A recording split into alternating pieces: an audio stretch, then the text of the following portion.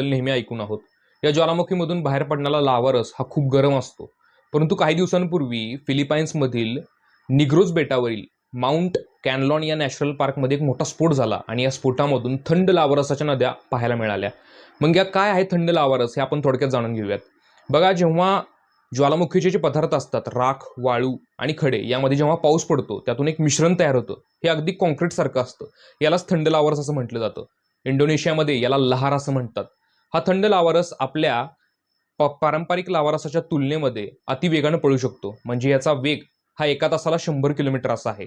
आपला जो गरम लाव्हारस असतो हा लोकांना घरातून बाहेर निघायला वेळ तरी देतो, परंतु हा जो थंड लाव्हारस आहे हा अतिवेगानं उताराकडे, गावाच्या दिशेने, शहराच्या दिशेने वाहू लागतो. या थंड लाव्हारसामध्ये जास्त गाळ आणि मलबा ग्रहण करण्याची क्षमता आहे. आणि या थंड लाव्हारस जरी आपल्याला वरून थंड दिसत असला तरी आतून तो नेहमी गरम असतो. त्यामुळे कधी तुम्हाला थंड लाव्हारस बघायला मिळाला